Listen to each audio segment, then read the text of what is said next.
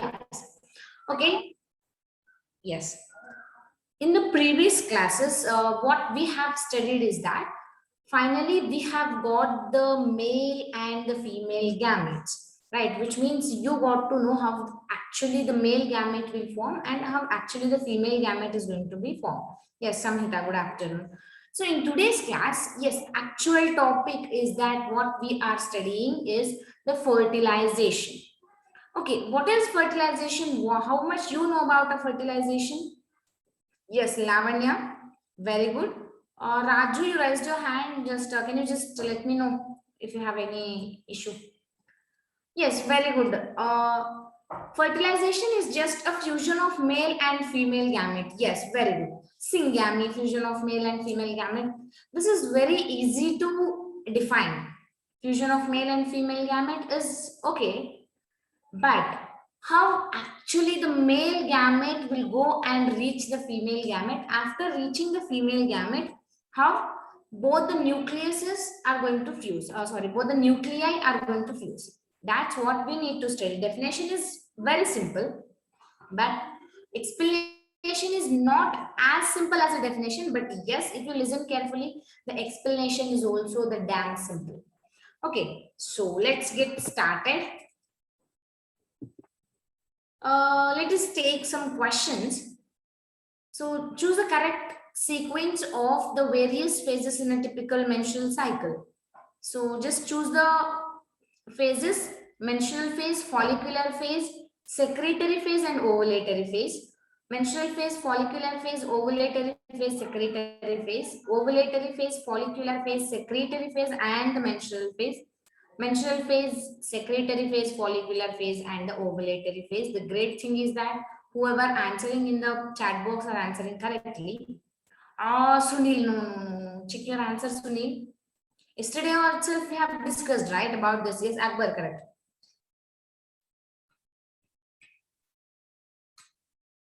Raghavi, Vaishnavi, Shrish, who's that? Shashikala, Lavanya. Yes, correct. Srishail, Veda, Karthik, Vidya, Sunil. Yes, now you are correct. Raju, you are raising your hand, but you are not asking me anything. Sudharani, no. Sudharani, check your answer.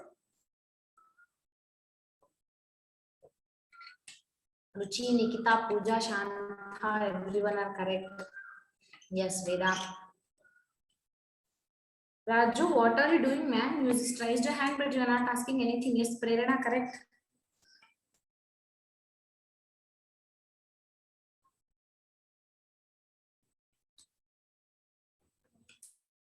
Yes, I'm ending the poll, and the results are like this. Seriously, only 68% of the people know the correct answer, but the remaining people does not know. What do you mean by this? Yesterday, the full class we have discussed only these 4 phases, but even though the 35 students have opted their option wrong, but that's no use, right? Just be careful while listening the class, and if you got the doubts, that's what I'm saying, if you got the doubts at any point of a time or after the class also, if you ask me, I'll try to explain. Okay, just please don't do such things. Okay, see, 25% of the people have chosen option A, 68% of the people have chosen option B, 10% of the people have chosen option C, and nobody chose option D. For that, I'm grateful because nobody chose option D. Okay, in yesterday's class, if you remember, we are considering the bleeding phase as the menstrual phase, right? That is the first phase, and after that, the primary follicles starts to develop and forms a Graafian follicle. This phase is called as a follicular phase, and then what happens? That Graafian follicle is going to release the secondary oocyte. That process is a ovulation.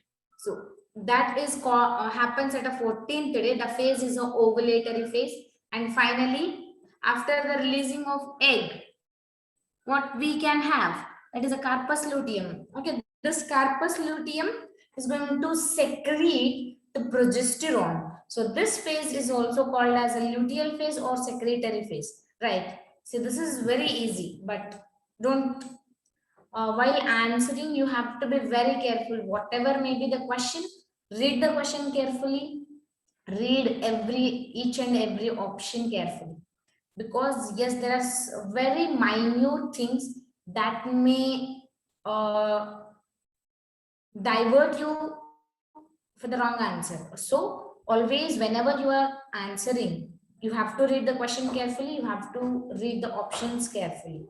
Okay, so the next question, which of the following is secreted only during a luteal phase? Raju, Mila, Khalifa. Mila Khalifa, you also raised your hand. Okay, so if you have doubt, just ask me in the chat box. Which of the following is secreted only during the luteal phase of menstrual cycle? Yes, luteinizing hormone, follicular stimulating hormone, estrogen, progesterone. Okay, see, that is the fourth phase. During the fourth phase, which is going to secrete, again, few of the people are giving wrong answers. Yes, most of you giving a right answer, but only few people are giving wrong answers. Raju and Mila Khalifa, you are still raising your hands. Just do ask me if you have any doubts. Otherwise, you can lower your hand if you did that by mistake. Ah, Veda, no. Shashikala, no.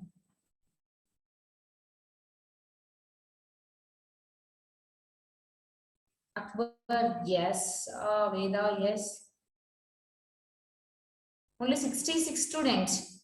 Where the others? Yes, no. Lavanya, Sojanya, no.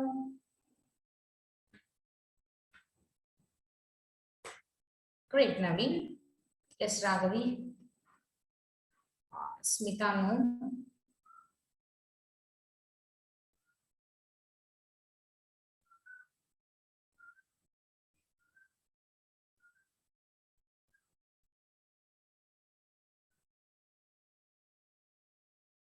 Okay, I'm ending the poll, and the results are like this again. 29% of the people have chosen option A, or 9% of the people have chosen option B, 24% of the people have chosen option C, and 38% of the people have chosen option D.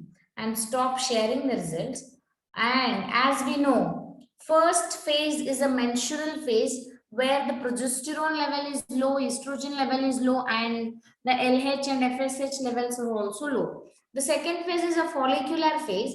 During the follicular phase, which hormone is in its high position? Just tell me which hormone is high. Yes, estrogen. Very good. And also, before the estrogen, there is a one more hormone which is secreted by anterior pituitary. Yes, very good. Follicular stimulating hormone.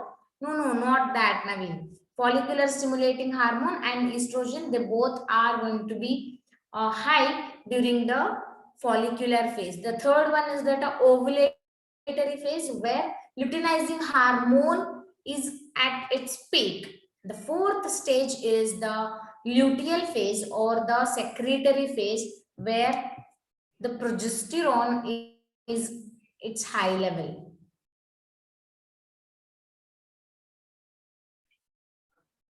Okay.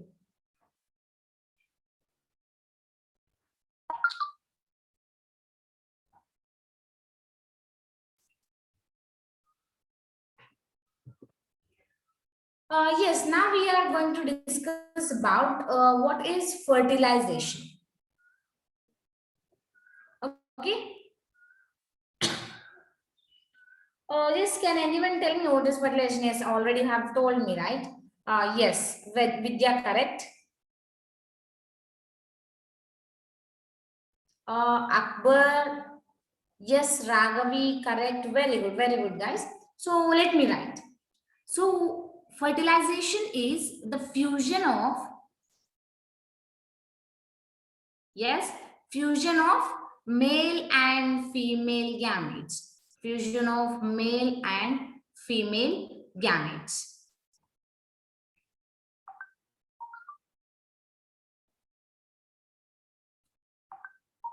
Okay, so this is what called the fertilization. And as the two gametes are fusing here, you can call this as, or the fertilization as, the syngamy. Where is it? Yes. The fertilization can also called as the syngamy. And tell me one thing here, which is a female gamete? Which is a female gamete, and what are the characteristics of the female gamete?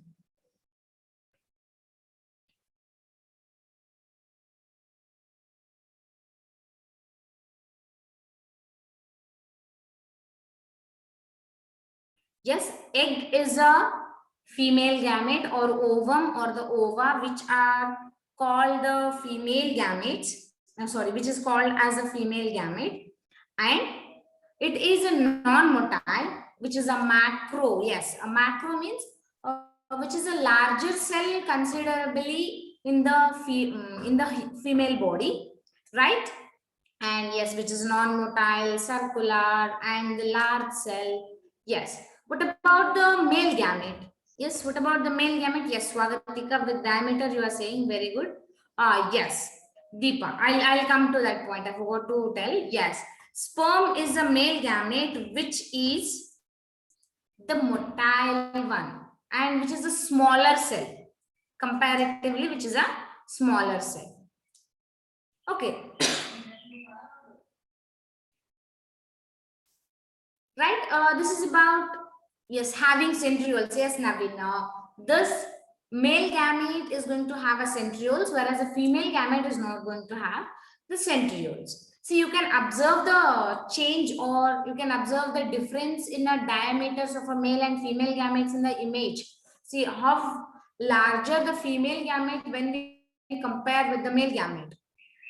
Okay, now we'll see from entering of the male gametes from into the female reproductive tract, till that, from that to the it reaching to the egg, and it is going to release its nucleus into the egg, and this is going to fuse with the nucleus of the egg. Till that point we are going to see today. Okay. Yes, and what is the site of fertilization? Which is the site of fertilization? Yes, very good. Ampulla. Ampulla. No, you can't say that as a oviduct. That is what the ampulla. Oviduct contains ampulla and isthmus, both the things, right? This is a oviduct which is having ampulla, and the remaining part is called as a isthmus. That is why you can't say this fallopian tube, oviduct, both are the same. You have to say that site of the fertilization is a ampulla.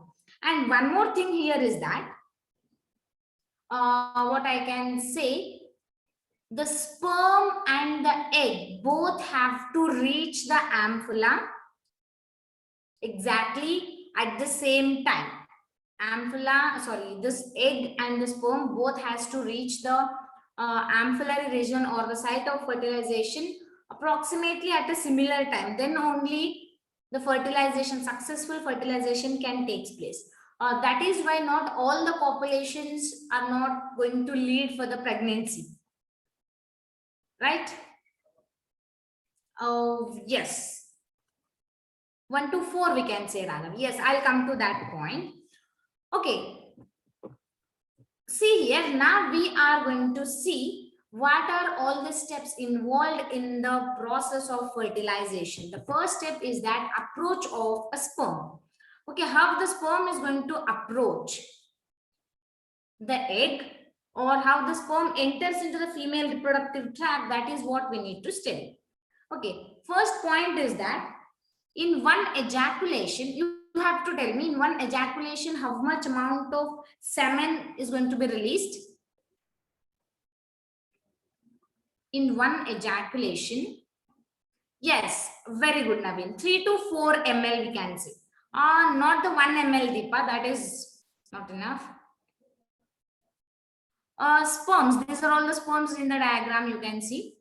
Semen I am asking, Swagatika, I am not asking about a sperm. Semen, how much ml of a semen? The quantity of a semen. Okay, in one ejaculation, let me write for you. in one ejaculation, about 3 to 4 ml of semen is deposited.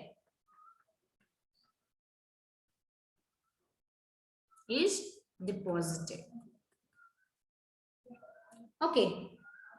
Where it is going to be deposited exactly? Can anyone tell me? The semen is going to be deposited in the female reproductive tract. Yes, I agree. But in the female reproductive tract, where exactly the semen is going to be deposited?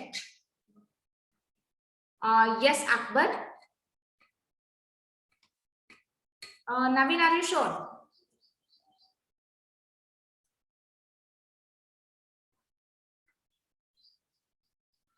Yes, deposited in vagina.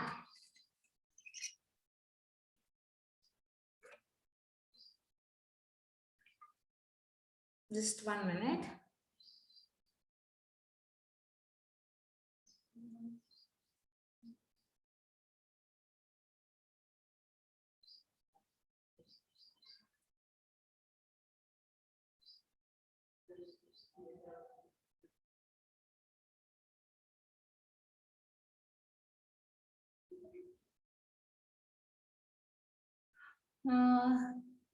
Before this diagram, Shashikala, see, this is what the egg, Shashikala, the blue colored one, what you can see here. This is what the egg, and here you can observe the sperms. See, these are all the sperms which are reaching here. Okay, so this is what the approach of sperm and how many, how much amount of sperm or how many sperms are going to reach the fallopian tube after all the struggle. Okay, from the vagina to the fallopian tube, if the sperm has to reach, then what is the number of sperm that is going to reach is that approximately 100 sperms reach the fallopian tube. Not all the sperms which are ejaculated by the male reproductive system are not going to reach the fallopian tube. Approximately only 100 sperms reach the fallopian tube.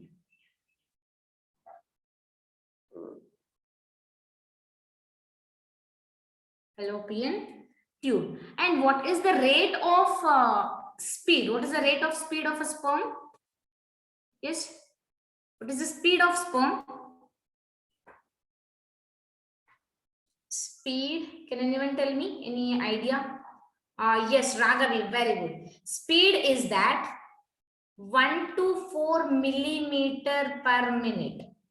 1 to 4 millimeter per minute. At the rate of 1 to 4 millimeter per minute, the sperms are going to move in a female reproductive tract. Now we will see how the movement of sperm will take place in a female reproductive tract. First is that there are some barriers which stop the movement of a sperm, and there are some molecules which will help the movement of a sperm. We will see both the things. First, we'll see about the things which help to sperm.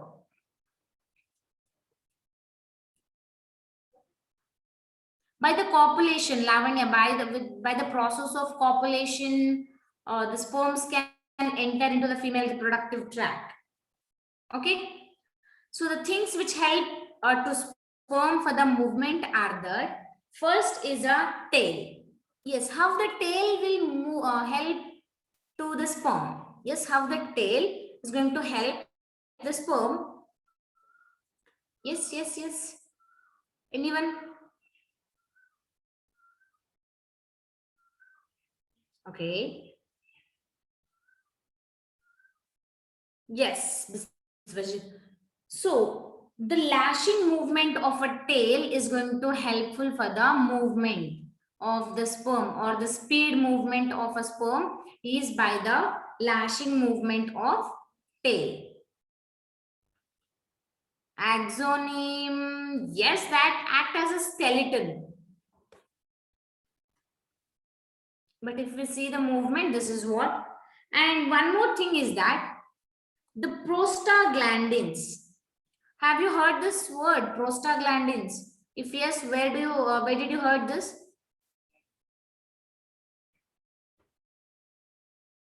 Prostaglandins also helps to the sperm. Yes.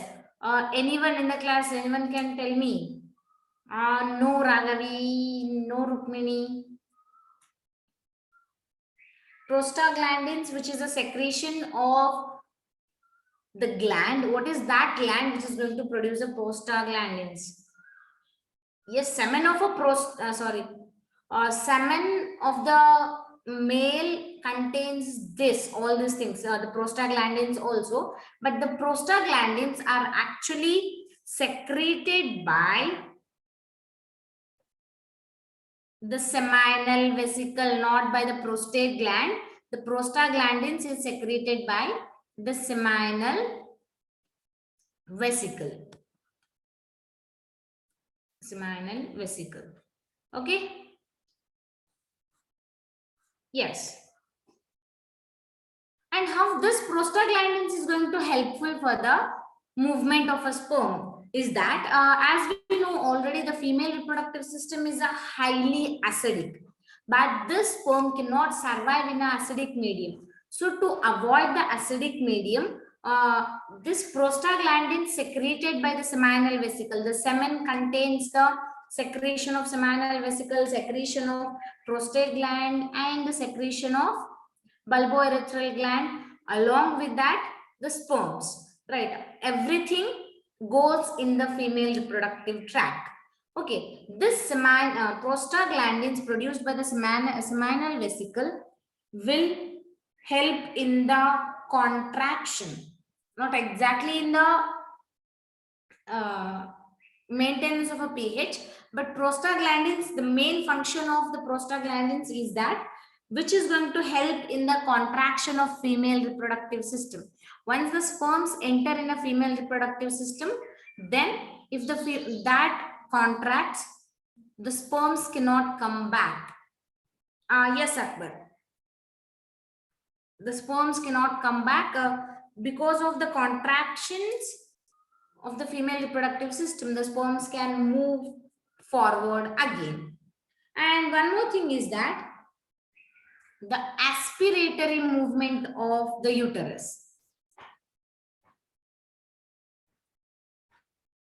Aspiratory movement of uterus.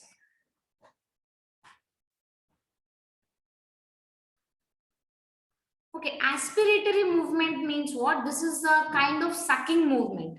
So once the sperms enter in a vagina, cervix and all, next those sperms have to move up, move towards the uterus, right? So at that point, what happens? This uterus shows the aspiratory movement, which is a kind of sucking movement. So that what happens? Now these sperms can move into the uterus. And the one more thing which is secreted, which is in the semen, that is what? The bicarbonates. Bicarbonates are secreted by? Bicarbonates are secreted by which gland of the female reproductive system?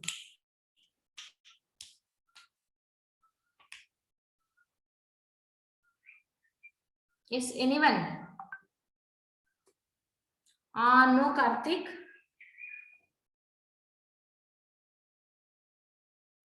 No, Viswajit. Bicarbonates are going to be produced by the prostate gland. Yes, you are just saying ulta. Okay, this is produced by the prostate gland. Okay, what is the function of bicarbonates is that to maintain the pH. Right, these are all the things which will help the sperm for the movement. One is that lashing movement of a tail, and the prostaglandins which is secreted by the seminal vesicle is going to helpful for the contraction of a female reproductive system, and the aspiratory movement of a uterus will help to absorb the, yes, 1 minute Shishikala, to help This aspiratory movement is mainly to absorb the sperms into the uterus, and then the bicarbonates helps to maintain the pH, which means the female reproductive tract is acidic, right? So these bicarbonates are going to make the female reproductive tract basic till the sperm move towards the egg. Okay, and now we will see the barriers. Let me write here. Barriers to sperm. Yes, what may be the barriers to sperm? Can anyone tell me? What may be the barriers to sperm?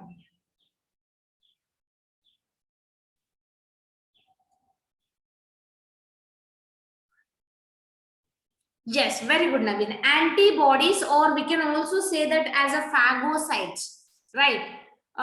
Here you need to observe one thing. Sperms are not the cells of the female reproductive system, right? Yes, correct, immune system. So now what happens? The immune system of the female body is going to consider the sperm as a foreign particles. That's why this immune system in the female body is going to produce the phagocytes. Phagocytes. These phagocytes are going to engulf the sperms because the sperms are a foreign particles. Yes, foreign particles may damage a body or may damage the cells in the body. That's what, that is the main reason immune system thinks like that, and it produces the phagocytes, and these phagocytes are going to engulf the sperms. This is one of the barrier. And the next barrier is that, what is the next barrier? pH. Acidic pH in a female reproductive tract is also one of the barrier for the sperms. And the last one is that thick endometrium wall.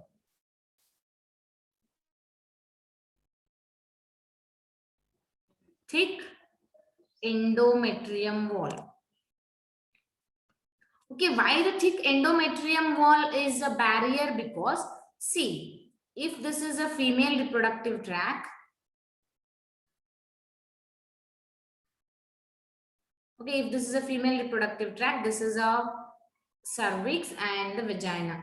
Right now, the sperms has entered here, and then here is the thick endometrium wall. So once the sperms are entering like this, so there are chances that these sperms can, 1 minute, Shashikala, these sperms can stuck in between the foldings of the endometrium wall, and later they cannot able to move properly. Okay, barriers means what, Shashikala, you can observe here, which stops the movement of a sperm. Okay. Understand? Phagocytes, acidic pH,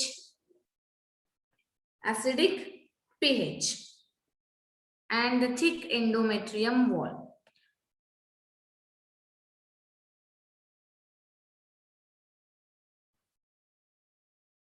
Right. And what is the viability of a sperm in a female reproductive tract? Can anyone tell me? If once the sperm enter in a female reproductive tract, and how many days or how many hours, Karthik, 1 minute, how many days, how many hours the sperms can stay in a female reproductive tract? Okay, that is approximately 5 days, 5 days, 5 days, 5 days. Approximately 5 days, 3 to 5 days we can say.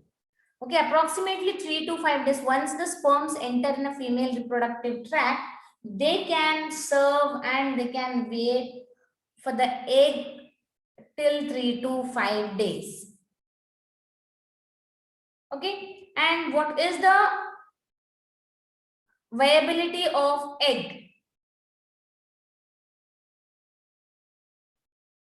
Egg which is produced by the female, what is the viability of that? Okay, Akbar.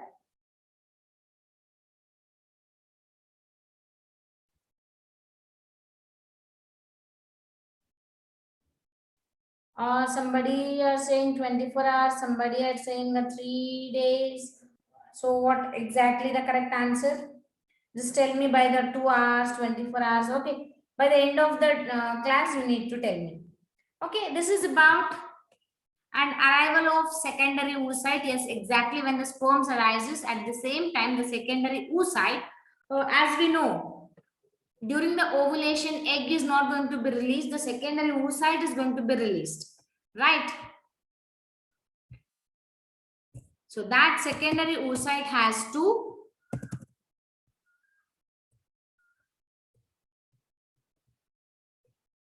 arrive when the sperms come into the female reproductive tract. Then the successful fertilization can happen. And the next process is that capacitation of a sperm. So capacitation of a sperm means what? Let me, after ovulation, the egg lives for 12 to 24 hours and must be fertilized in that time if a woman is to become pregnant. Okay, Rukmini is saying that. By the end of the class, I'm expecting the answers. Let's see. One answer I got. What is the capacitation here? Once the sperm enters in a female reproductive tract, then what happens? This sperm attain functional maturity. Now the sperm attains a functional maturity.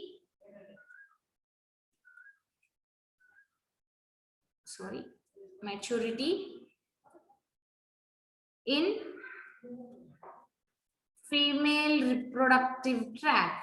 This process of attaining a maturity of the sperm is called as the capacitation. Okay? And how this is going to happen is that you can observe here. There are so many things which are present on the sperm, right? So this sperm is going to enter into the female reproductive tract. See, along with the seminal plasma, the sperm enter in a female reproductive tract. Once it enters into the female reproductive tract, some things are eliminating. What are these things which are eliminating from the sperm is that sterol and glycoproteins. Okay, sterol and glycoproteins are going to be eliminated, which are present at the cap of the sperm, which are going to eliminated glycoproteins. So once the sterol and glycoproteins are get eliminated, then what happens? The calcium ions influx takes place. This calcium ions, what is the use of getting a calcium ions is that the sperm become a more active. Okay, this is what called the capacitation. Capacitation means what? When the sperm attain a functional maturity in a female reproductive tract, that process is called as a capacitation. Okay, understand till here? This is what the approach of sperm. Now click on yes if you understood this.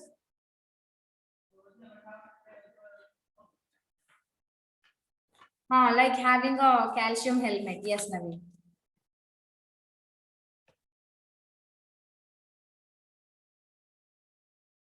Pavitra, you want me to explain again?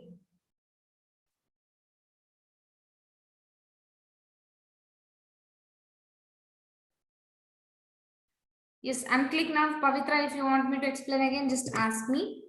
Okay, the next step is that once the sperms enter in a female reproductive tract, yes, Pavitra, Dugani. So if you have doubt, just ask me in the chat box now so that I can explain what you want that one. Fertilizing and anti-fertilizing reaction. Okay, so these fertilizing and anti-fertilizings are released by the egg and the sperm respectively. Yes, the fertilizing is released by the ovum or the egg. and the anti-fertilizing is released by the sperm. These are the chemicals released by the egg and sperm. And these two, fertilizing and anti-fertilizing, they are having the sites. Okay, this fertilizing is having spermophilic sites. What do you mean by spermophilic? Spermophilic sites. What do you mean by spermophilic? This, can anyone tell me? Spermophilic. Philic means a loving, right? So sperm loving sites to identify the sperms. Exactly. There are so many things which come along with the semen, right? But only sperms has to be separated from that, or sperms has to be alive in that, so that what happens, the egg or the ovum is going to be released, not exactly by the egg.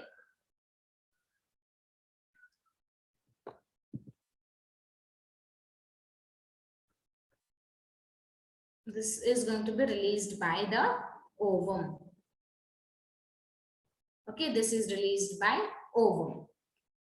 And this ovum or the secondary oocyte is going to release the fertilizing, and the sperm releases the anti-fertilizing. Now what happens here, you can observe in the image. So this is what the fertilizing, okay, and the anti-fertilizing which is released by the sperm is going to attracted by this fertilizing nerve.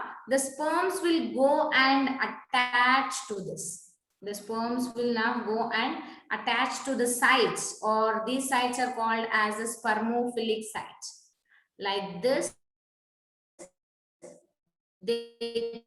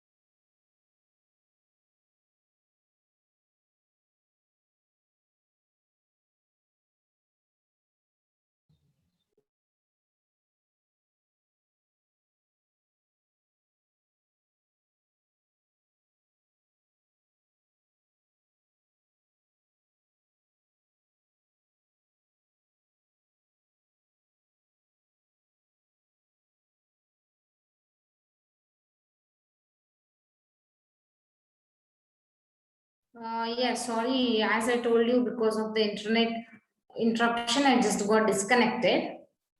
Voice is breaking. Yes, Shashikala, I didn't speak anything. Okay, now am I audible clearly?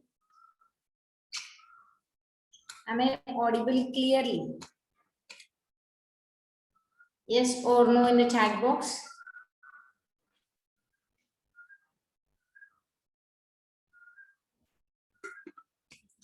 Okay, great.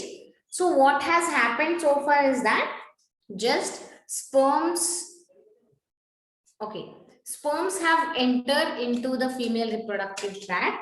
Once the sperms has entered into the female reproductive tract, the ovum is going to release the chemical called fertilizing, and the sperm is going to release the chemical called the anti-fertilizing. Okay, this fertilizing and anti-fertilizing, they both combine, so that what happens, what is the significance of this is that we can thin out the number of sperm. Thin out the number of sperms. Why I am saying this is that whichever the sperm is able to produce the anti-fertilizing, that sperm is able to fertilize the egg. So that all the sperms cannot fertilize the egg. There are millions of the sperms producing by the males. So all those cannot be fertilized the egg. So here itself, in the second step, during the fertilizing and anti-fertilizing reaction itself, the female body is going to thin out the number of sperms and to maintain the specificity, so that the specific sperms can fertilize the egg, right? So to maintain the specificity also, this is important. Specificity. Okay, this is about the fertilizing and anti-fertilizing reaction. Yes, Akbar.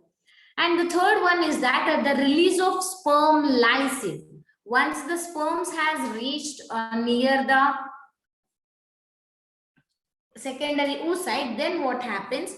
The sperm releases the sperm lysins. Sperm lysins are the enzymes. There are so many enzymes collectively called as the sperm lysins.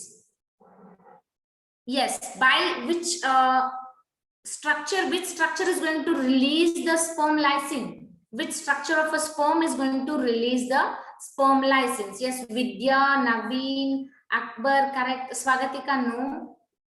You can't say that as a Golgi body. You can say that as the acrosome, because the Golgi body has already converted as the acrosome, right? Acrosome is going to release the sperm lysins. So what are all those enzymes and what are the functions of those enzymes? Okay, first function of the sperm lysins is that to digest the corona radiata. What is the corona radiata? First is that digest corona radiata. What is corona radiata?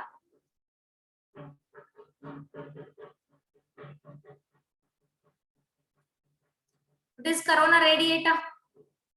You heard somewhere, right? Yes, Biswajit, correct. Most of the people are thinking that yes, I heard somewhere, but what is that? No. Corona radiata is the outer layer of the egg. Yes, the outer layer of the egg is called as a corona radiata, which means if there is a sperm or the previtelline membrane, this previtelline membrane is covered by the zona pellucida, which is a secretion of many follicular cells. These follicular cells form a layer. This is what called the corona radiata. First, the enzymes or the sperm lysins, which are secreted by the acrosome, are going to digest the corona radiata. Okay, so what is the exact enzyme that is going to digest the corona radiata is that is called as the corona digesting enzyme or corona penetrating enzyme. Okay, corona digesting enzyme. The enzyme which is yes, sperm lysins are the enzymes, a group of enzymes collectively called as the sperm lysins. But now we are saying which enzyme is actually doing which function. Okay, corona digesting enzyme is going to digest the corona. And the next step, which is done by the sperm lysins, is that dissolve hyaluronic acid. Dissolve hyaluronic acid.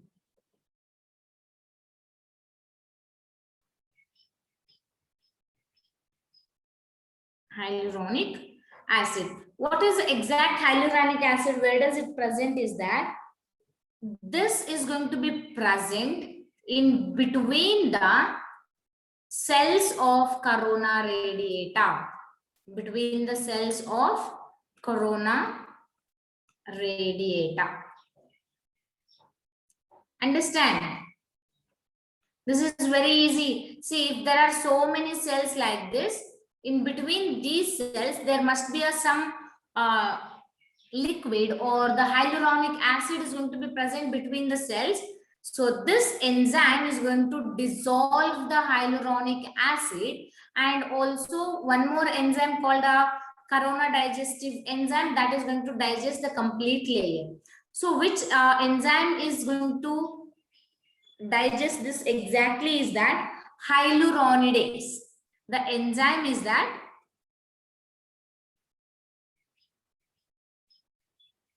hyaluronidase enzyme is going to digest the hyaluronic acid which is present in between the cells of corona radiata. And one more function is that this is HYA. Okay. And one more function is that to digest zona pellucida. What is zona pellucida?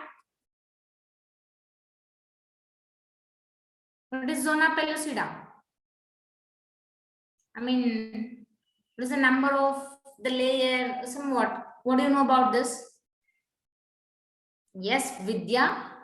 This is an inner layer, or this is the second layer in the egg. As I have mentioned in your notification, I told you that to read the structure of an egg, that this is why I have told you.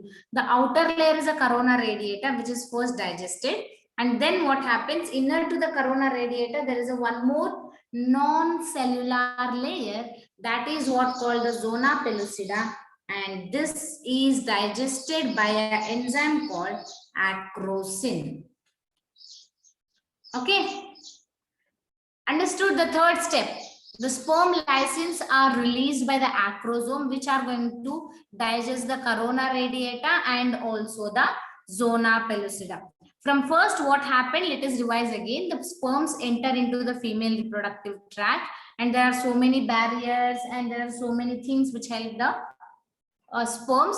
Once they reach near the egg, then what happens? This ovum or the secondary oocyte is going to release the fertilizing, whereas the sperm releases the anti-fertilizing, so that the number of sperms can be decreased and the specific sperms are selected. So those specific sperms, most of them, what happens? They secretes the sperm lysin. Okay, by the acrosome. Then what happens? Those enzymes which are secreted by the acrosome are going to digest the corona radiata and the zona pellucida layers of an egg. Easy, right?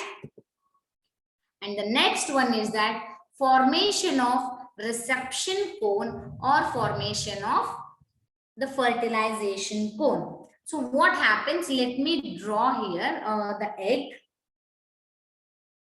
This is the egg, or this is a vitelline membrane, right? This is what the plasma membrane or the vitelline membrane.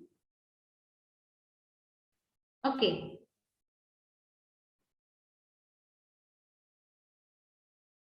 Which one, Karthik? This one. Okay, yes, Karthik, you can have a look.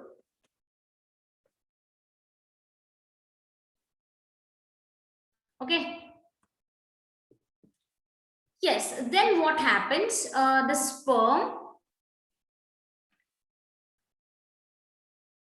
sperm which has already entered here, the sperm which has already entered here by removing the corona radiata and zona pellucida layers, which are present only at this area, but the remaining areas do contain the zona pellucida and the corona radiata layers. Okay, this is the corona radiata and the dotted line is a zona pellucida. but only where the sperm has entered, at that position, the sperm does not, the egg does not contain a zona pellucida. Okay. Now what happens when this reaches near the vitelline membrane? The sperm reaches near vitelline membrane. What happens?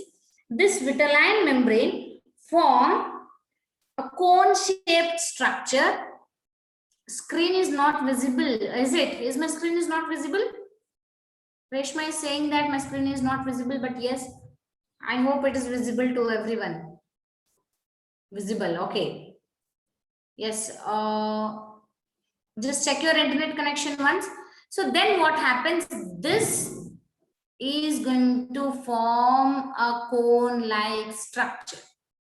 Okay, a cone is going to be formed on this. Okay, the cone is going to be formed on this.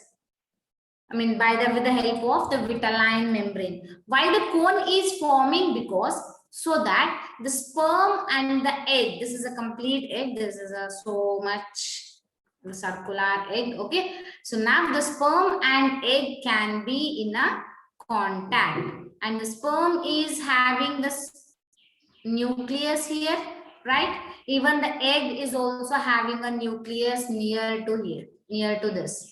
This is an animal pole. Let us consider this as the animal pole.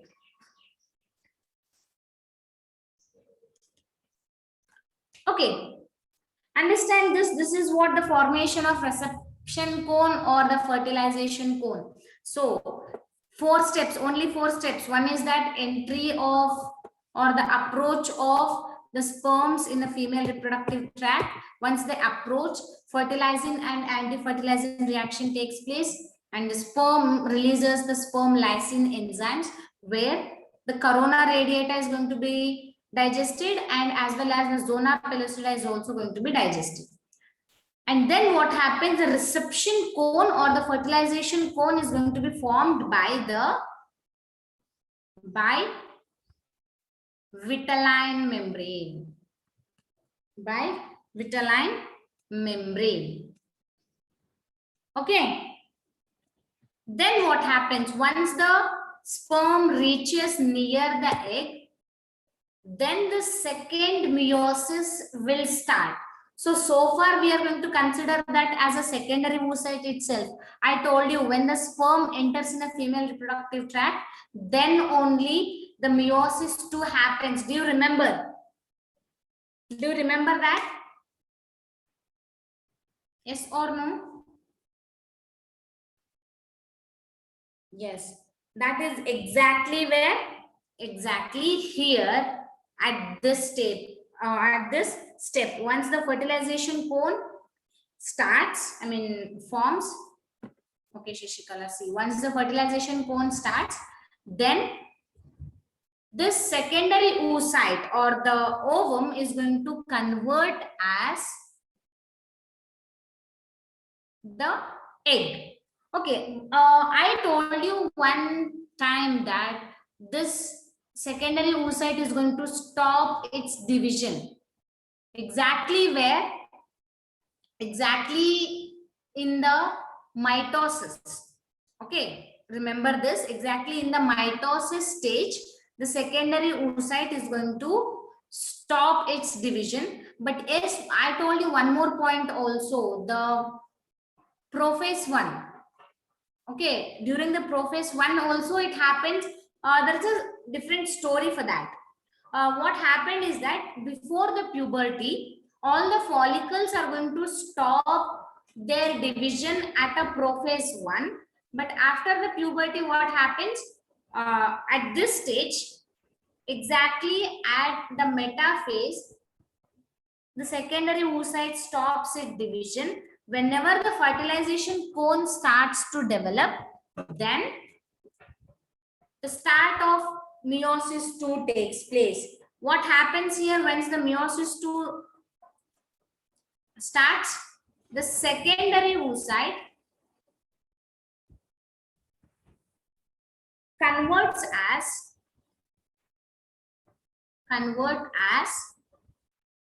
the egg. Okay, secondary oocyte is going to convert as the egg because of the meiosis II process. Okay. When by touching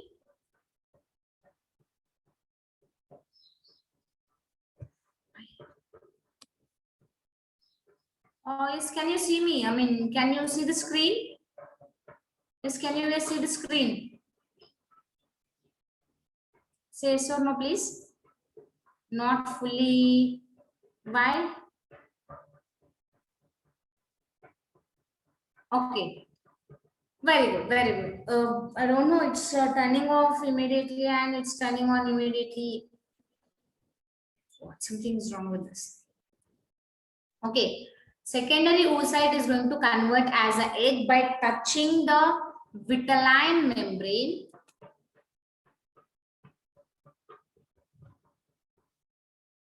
Vitelline membrane to sperm. This is what the fifth step. Okay, egg is going to be formed.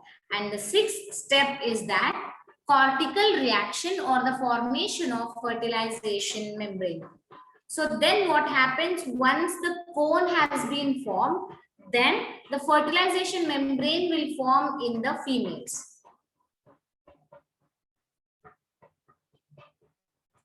Okay, that we can, this process we can call as the cortical reaction. What happens here is that this is the vitelline membrane, right? This is a vitelline membrane.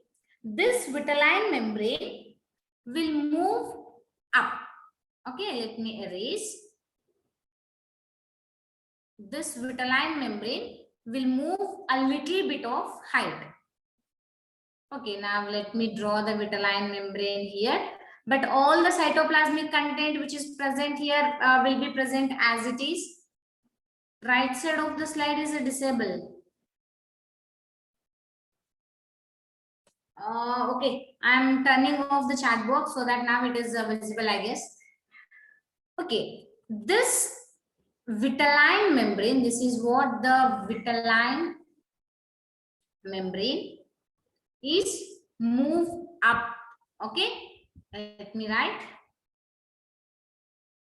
Vitelline membrane move a little up. Move little up. Okay. So once the vitelline membrane moves a little up, then what happens? The cortical granules, which are present here in the cytoplasm, they are going to released into the space. The cortical granules are going to released into the space. These are the cortical granules. Cortical granules. Okay, and after this what happens, these cortical granules will attach to the inner side of the vitelline membrane, and finally we are going to call this as the fertilization membrane. Okay, understand now? So formation of fertilization membrane is very easy, that the vitelline membrane moves a little bit of up. Then what happens? The cortical granules are going to released in a space.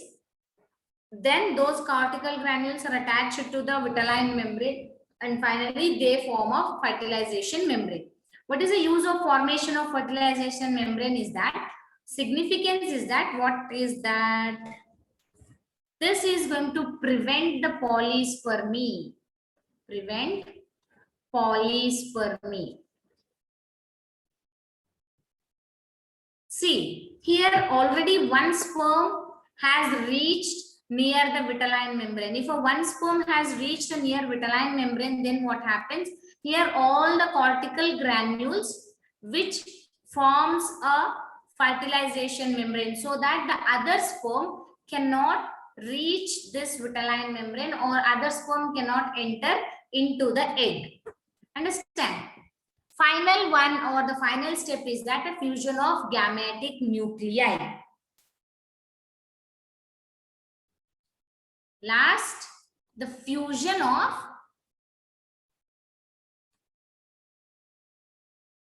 the nuclei of egg and sperm. See here you can observe only one sperm has entered. There are 3 sperms. One sperm has entered into the egg.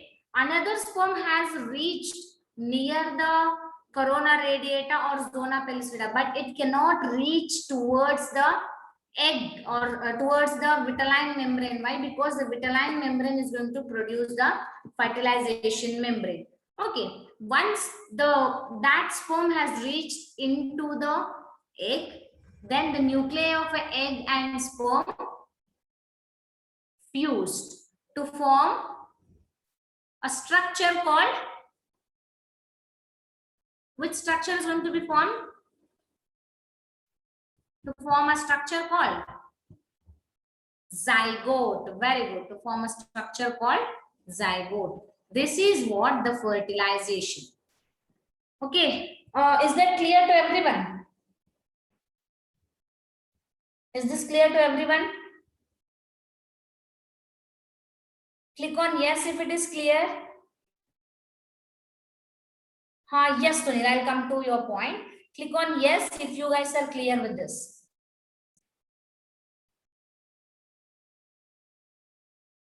Okay. See, why only one sperm has entered into this? I mean, one sperm has to enter in it, not all the sperms, because see, the female egg contains, female egg is a haploid, which means the female egg is containing a 23 chromosomes. The sperm is also haploid, which is also contains a 23 chromosomes. So finally, the nucleus of a 23 chromosomes and another nucleus of a 23 chromosomes, they both fuse together and finally forms a zygote, which is of 46 chromosomes. But if 2 sperms enter in it and fuses with the egg, then what happens? 23 plus 23 plus 23, which is 69 chromosomes. Is there any human alive with the 69 chromosomes? No, right? Yes, that is the main reason why only one sperm has entered. So let us let us go back to all the process once again. What has happened so far? Yes, Akbar, I'm going to explain everything. Just have a patience.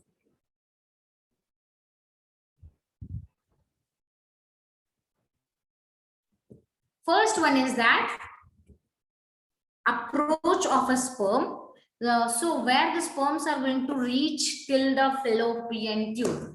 Okay, so to move till the fallopian tube, there are some things which will help to the sperm, and there are some things which stops the sperm. And the secondary oocyte has also arrived to the fallopian tube or the region of ampulla. And then what happens? The capacitation of the sperm takes place, which means the calcium ion influx takes place so that the sperm will get a more energy. Then this sperm releases the chemical called anti-fertilizing, and the egg releases the chemical called the fertilizing. What is the use of releasing is that so that because of the fertilizing and anti-fertilizing reaction, we can thin out the number of a sperm. Okay, and the specific sperm can be moved towards the egg. After this, once the sperm move towards the egg, all the sperm starts to release the sperm lysine, which the sperm lysines are the enzymes which are going to digest the corona radiata and also digest the zona pellucida. So all of the sperms, one among all the sperms that will move first, that is going to reach the vitelline membrane. Once it reaches the vitelline membrane moves, forms a fertilization cone. Once the sperm and this are going to reach, what happens? The meiosis starts. The secondary oocyte is going to convert as the egg. Okay, and then the cortical reaction happens. Yes, we can, Naveen. Next is that the cortical reaction. What happens once the egg touch the sperm, then what happens? This vitelline membrane is going to move up. Once the vitelline membrane move up, okay, can you see me? Can you see me? Yes, once this is a vitelline membrane and all the things are present somewhere here, okay. So once this moves up, this layer moves up, what happens here? You can observe a space. Here all the space is observed, and the cytoplasm which is present here, that is going to release the cortical granules. All the cortical granules will come and attach to this. Okay, see, imagine the sperm is here and all this membrane forms as a fertilizing membrane with the help of the cortical granules. So this membrane, now see, sperm is here and this membrane is not going to allow any other sperm. Okay. Any other sperm. This is what the formation of fertilization membrane. And after that, Lavanya, turn off your video. After that, what happens? The gametes are going to be fused. That is, or not exactly the gametes. See, once this is a vitelline membrane which forms the cone, and this is the sperm. Sorry, this is the sperm which is having the nucleus. So then what happens? This nucleus is moved inside the egg, and this egg is also having a nucleus. This nucleus of an egg and the nucleus of a sperm, they both fuse and form a zygote. Okay. See, here you can observe in this image how exactly the things are happening step by step. First, the sperm comes near the vitelline membrane. This is a vitelline membrane, okay. And then what happens here? Acrosomal reaction takes place. Oh, sorry, this is not the vitelline membrane exactly. This is what I can say as the zona pellucida and the corona radiata. Fifth point is not visible. Yes, it is visible now, I guess. I'll be sharing with you the PPT. Just have a look. No, I told you there is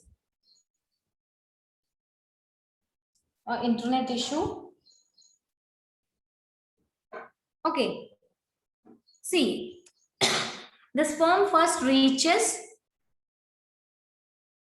the corona radiata and zona pellucida. Because of the acrosomal reaction, these two layers are going to eliminated or degenerated. Then what happens? Once this happens, it will reach towards the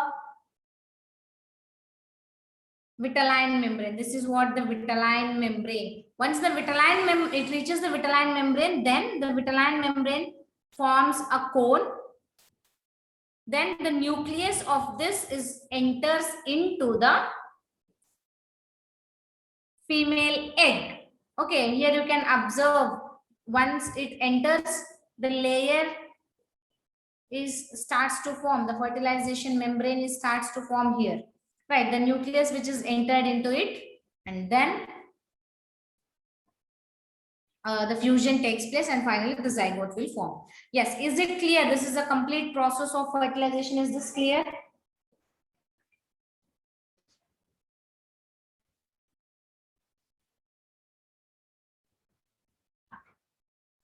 Yes. Okay.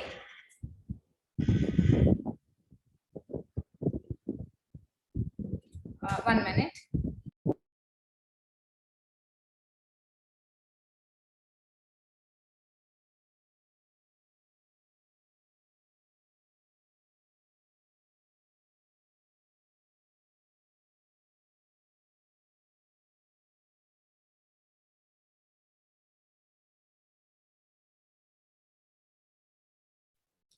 Yes.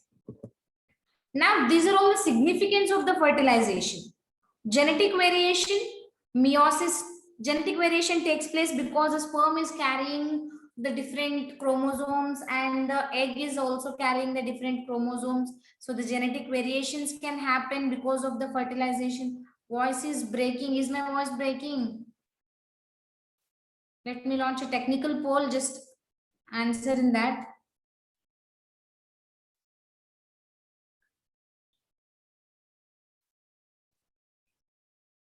Yes, yes, answer in the poll. Am I audible clearly?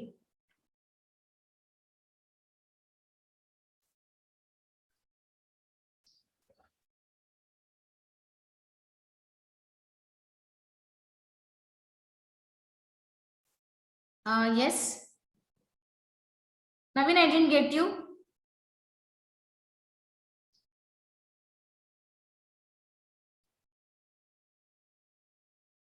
Okay, this is the last one. Okay, just give me a 5 minutes. I'm going to end the class. Okay. So these are all the significance of the fertilization. That is a genetic variation, meiosis II starts, cytoplasmic content is retained by the egg. Cytoplasmic content is retained by the egg, which means the egg cytoplasm is not going to be wasted, right? So that cytoplasm will stay as it is. The nucleus of the sperm will come and fuse with the nucleus of the egg. So the cytoplasm will stay as it is and it is not going to be waste at all. And thus, board not visible. Okay, I'm going to share you the significance. Okay, just do read this, and if you have doubts, ask me. Yes, last the questions. What ensures that, okay, I'm going to skip the questions also because of the problem. And the final is that the sex of the baby. How exactly the sex of the baby is determined? Can anyone tell me?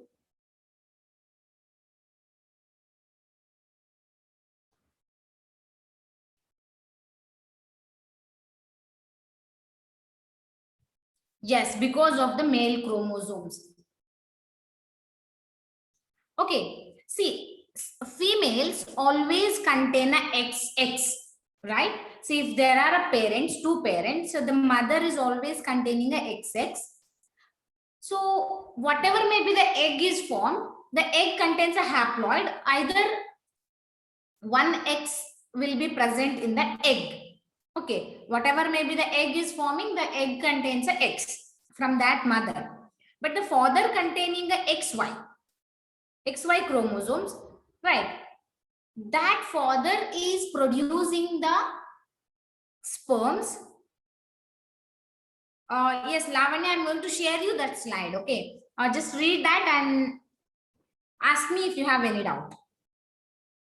Yes, the father produces the sperms which are haploid, which means either the sperm contain X or Y. 50% of the sperms contain a X or the 50% of the sperms contain a Y.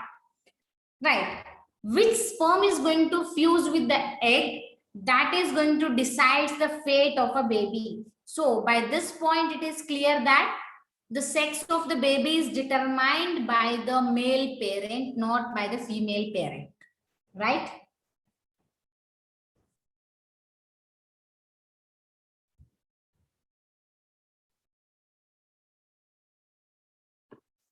Okay. And the question is also, so this is what the homework of today's class. Read the textbook and the PPT, complete the module in class and homework. And thank you. I'm launching a teacher NPS. Just do answer in the teacher NPS.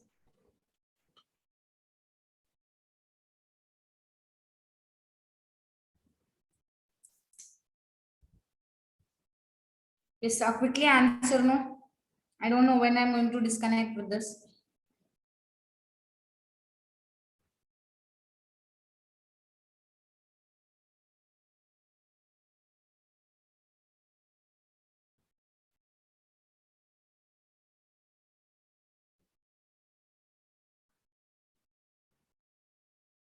Yes, please do. If you have doubts, just post the doubts in a WhatsApp.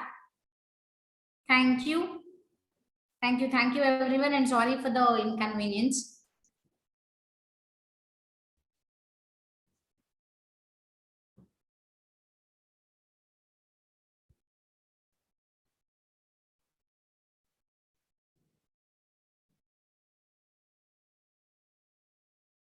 Thank you.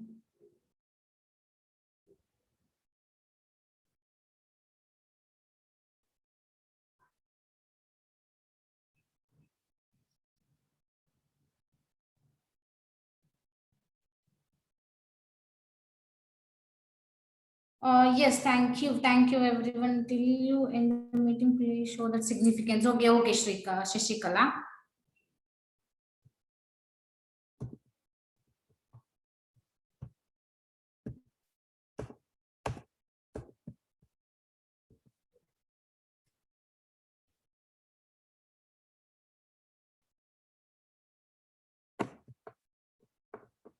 Yes, Shashikala, have a look.